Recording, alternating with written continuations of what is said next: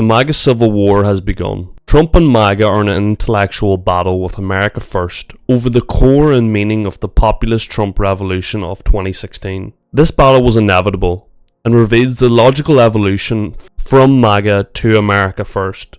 Due to the movement becoming honest with itself and the contradictions of MAGA cannot be plastered over anymore. From immigration to foreign policy. In this video I'll explain why the American right is radicalizing, why it was always going to radicalize, and how and why every attempt to gatekeep and contain this over the decades has failed. But before we begin, I will ask you to like and subscribe, as this helps the channel.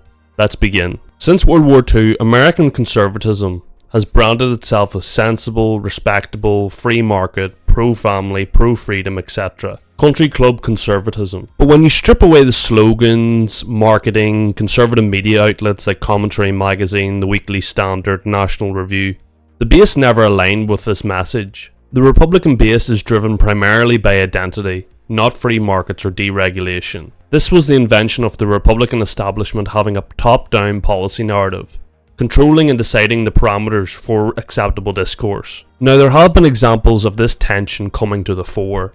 Robert Taft in 1952, Barry Goldwater in 1964, Reagan in some regards in 1980, Pat Buchanan in 1992, Ron Paul in 2012, all leading eventually and inevitably to Trump in 2016. Even still, the GOP elite played into their base in some ways, feeding the monster that they feared. George H.W. Bush in 1988 with the Willie Horton ad, which was a racist ad, or Ronald Reagan in the 80s talking about welfare queens. Once you've opened this Pandora's box of racism, where does it stop?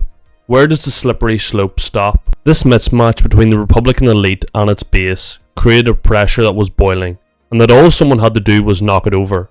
That someone was Donald Trump in 2016. Once Donald Trump descended down the golden escalator in 2015, GOP was sent into a frenzy.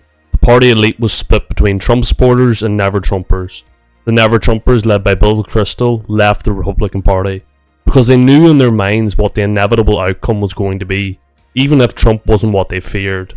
They knew what it would lead to. If anything, they were at least honest and saw where this movement was going to go, towards Nick Fuentes on the America First, even if he wasn't a figure at the time. Though these Never-Trumpers are not without guilt, as their decisions over the decades caused the Republicans to be where they are now. Then you have the Never-Trumpers who switched to MAGA in order to gatekeep. Think of Ben Shapiro, Mark Levin, Lindsey Graham, J.D. Vance. But even if Trump isn't delivering on his rhetoric, but when Trump is saying, "From this day forward, it's going to be only America first. America first," it was enough to light a spark that began this internal political civil war. Now we all know what MAGA is, but who is his opposition? Nick Fuentes and America First. Before, he and his supporters were blown off as jokes. Now they are an ideological faction that is embedded in GOP and conservative infrastructure. The Groypers, which are Nick's followers, are placing themselves in the institutions, where it is stated that a third of all Republican staffers are now supporters of Nick. This long march through the institutions, while concealing their true views, is how the arc of American conservatism is bending towards Nick Fuentes. The institutional right has lost all credibility among the youth, and is unable to articulate a coherent response to modern challenges, thus leaving a vacuum for a younger, radical, ideological class to fill. Also, who is moving closer to whom? The mainstream GOP or Nick Fuentes and America First?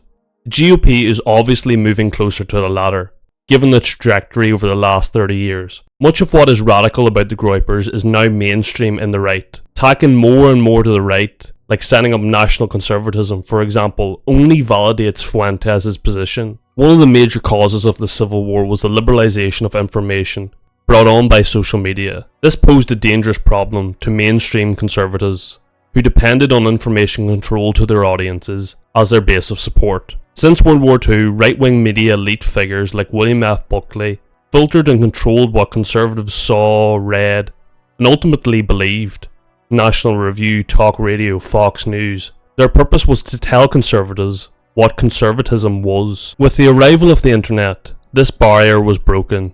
YouTube, Twitter, TikTok, and other internet sites gave the radical right opportunities and advantages. These were direct communication to millions, low barrier to entry, incentives for outrage, conflict, and increasing ideological radicalization to stay fresh and relevant. The mainstream institutions were now seen as boring and dull, and ultimately irrelevant, as their point of existing was gone, as the base could now view content that in their core they believed and resonated with. You see this clearly in the Carlson Fuentes podcast. Carlson wrote for the Weekly Standard, and was the premier gatekeeper on Fox News, denouncing Pat Buchanan, and being the furthest right figure in American mainstream media, to now interviewing Nick Fuentes. Ultimately, MAGA wants to co-opt and mould talking points from America First, and to still benefit from their electoral support, without experiencing the negative consequences of such association. A tenet of the Civil War is over foreign policy. These divides are the traditional evangelical neocon wing, and the dissident isolationist anti-interventionist wing. Foreign policy in the GOP post-Taft in 1952 was the consensus. Today it is factional. Factional identity and differences accelerates radicalization, as you are defined against one another. An example of this is a Washington Post article covering the internal GOP divide on Ukraine funding. One group saw America's role as global, hegemonic and moral. The other saw it as corrupt, globalist, and a waste of American tax dollars. But from this debate on Ukraine lay bare a contradiction, one of many that fueled this civil war. The anti-Ukraine argument on no foreign aid, why should we care, we should spend this money at home, was seen as a conservative position. Inevitably, people began to use those same arguments against Israel, only now it was taboo. Let's now wrap this up and condense it down to a number of points. Why this radicalization was inevitable. Reason 1. Demographic replacement anxiety. Let's look at the facts. America is undergoing one of the fastest demographic transitions in modern history. A New York Times article said, white Americans, especially older ones, feel culturally displaced regardless of statistics. Identity loss is destabilizing. Instability leads to radicalization. Reason 2. Masculinity crisis.